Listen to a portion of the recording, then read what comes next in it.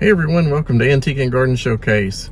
And I'm back down at my favorite greenhouse today. I'm looking for a few things to finish out some projects.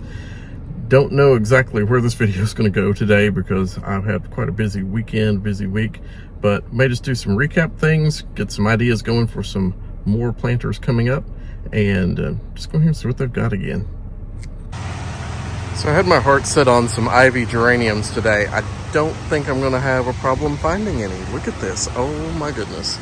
Everything still looks as perfect as it did the other day, but let's look for some ivy geraniums. Let's see what they've got. There's large geraniums.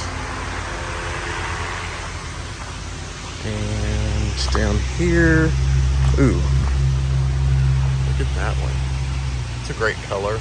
I always go towards the dark reds too, but that bright red's really pretty this year as well. Some striped colors. So a large selection of ivies. I'm thinking right now I may go with this one because I've got some purple heart vine that I'm going to put with it, and I think that'll look really, really awesome. So probably at least 3 of those may go home today. Then we'll go look and see what else they've got. Well, my mom always said that smart person changes his mind. I think I'm going to go with the burgundy one. Look at that bloom. That is so awesome. And that variety was called the Ivy League Burgundy. So I'm going to get those. It's going to be for that front porch planter, the white one that I have that's up on legs. I think that'll look really good in there with the purple heart vine. So 3 of these are going home today. I always do a planter for my aunt, and she loves hummingbirds, and she was wondering if I got her one of those plants that attracts hummingbirds the other day, and it's the vermillionaire, so I'll grab one of those. So I'm picking up one of these too. It's a salsa cordyline. It's a really pretty kind of a thriller. I think I might use that in that brand new urn that I picked up over there the other day at the antique shop. I found a chenille plant in Lexington the other day, and I think I might put that with it and do kind of a mixed pot around that of different things, but kind of like that variegated look there. So another nice find here today. I'm back home, and as you can see, my plant shelves are running out into the garage floor. I've had to move things off the shelves just to have room to put everything I found in there. Transplants, caladiums. Got some new things in the neighboring town the other day. I got the baby tut grass. That's going to go in some pots on the retaining wall. Got some really nice little lupins growing there. All of the snapdragons are doing really well. Got a different verbena there. It's called an Obsession Cascade. Had a few of those come up. And I read just the other day that if you plant your basil along with your squash, it helps keep the squash borers away. So that's an experiment I'm going to try with the basil back here. I've got several of those growing, and some nice tomatoes over here started. Marigolds, African daisies. I just picked this up at the greenhouse down there today, put it over here under the lights. I've got some columbine. I've got the mini Vista Star petunias. Just a ton more things. All these are going out. These are some of the things I picked up today as well. Put my clowning around over here, and I'm going to try to get the lights kind of rearranged tonight. This is our last frost night, I think. Our 10-day forecast looks pretty good. So let's go outside, and I'm going to show you some other things that we're going to be doing out there. One of my next missions is to find things for this particular wall display. I have 3 planters here side by side, and I usually think of them individually, like plant this one up the same, plant this one up, all the same. This year I'm going to try to think of this space as more of a collective area or showcase of plants right here. I am going to have a centerpiece in each one. I've got a Heart's Flame caladium that's going in each one, but I think I may offset the 2 on the end maybe a little bit. I've got some silverberry Vista petunias that I might let drape this way. I've also got some different vines that I want to put in here to kind of drape down the wall as well. So looking at this area just a little bit different than I have in the past. Ultimately, the goal would be to get 3 more of these planters for up here and 3 more for down here. But finding them is never easy. And I mean, I've looked, 3 or 4 years to try to get these put together. So maybe in the near future, I'll run across an auction or estate sale where I can come up with 6 more matching planters. That might be a huge bonus, but you never know. Like I said, lightning strikes twice sometimes. But anyway, I've just got the placeholder pansies in here right now, and soon we'll be working on that part. But then just take a look up here.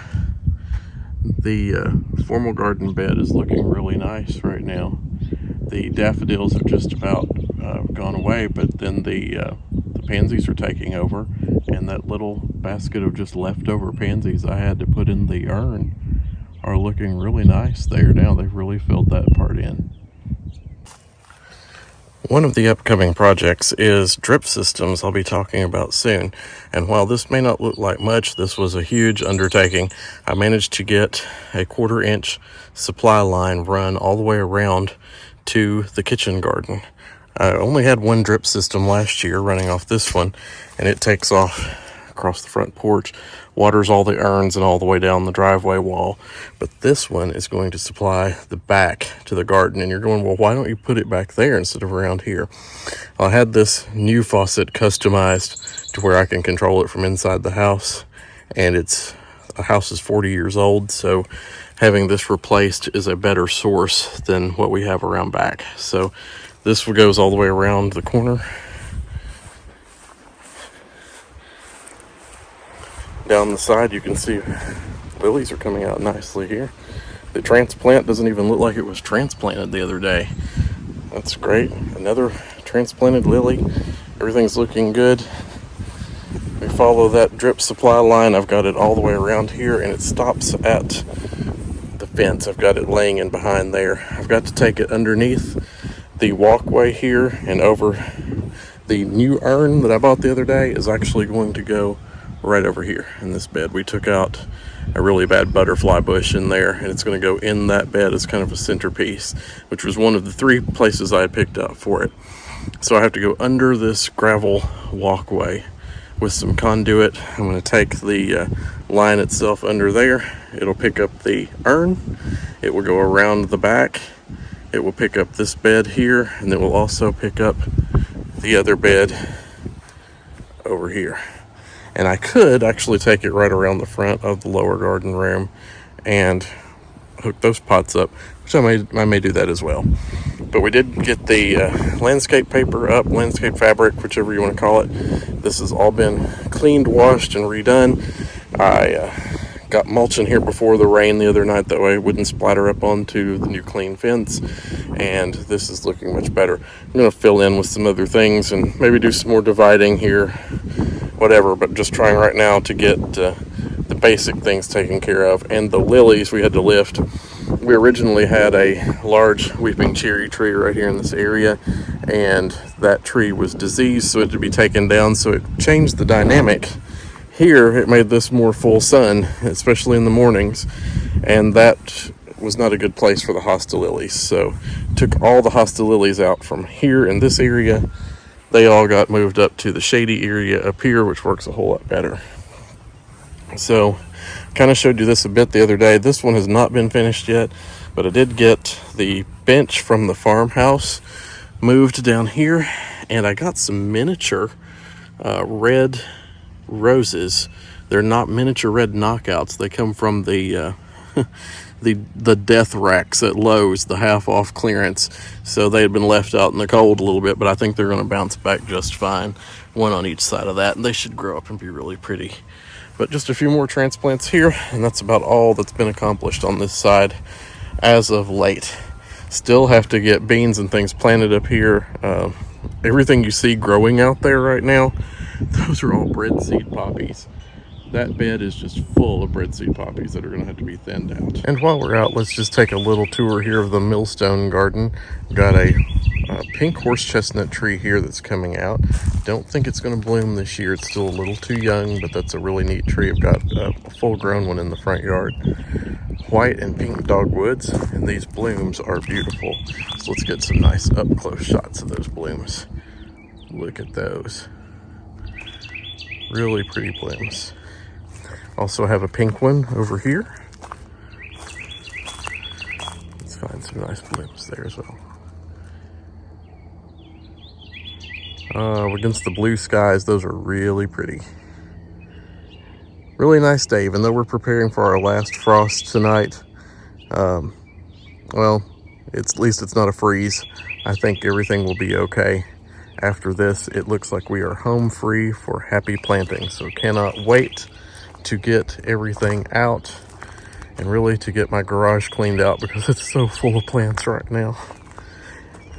And last but not least, this is the planter that I got the ivy geraniums for, and I do the purple heart vine in there with them. I'll end up taking this out, cleaning all this out, and putting those in. Hopefully at the end of this week. Our 10-day forecast doesn't look like we're going to be in any type of frost-free situation anymore. Looks like the nights are going to be in the 50s, so that's going to mean a great time to get caladiums and everything out. So hopefully by this weekend, I'll have all the stuff out, be able to hook things up to drip system. I may even start doing some urn repair and clean up before I put all that stuff in. So I'm hoping for a really nice weekend to get some of these little projects finished up, including the drip system over here. So that's a little mini tour today. As always, thanks for watching Antique and Garden Showcase. I'm glad that you're here. I enjoy your comments. Please be sure to leave those below. Like and subscribe if you want to see further information from this channel. And I look forward to getting some good information out to you really soon. I hope everything is going well your way, and I'll see you on Saturday. Have a great week. Bye.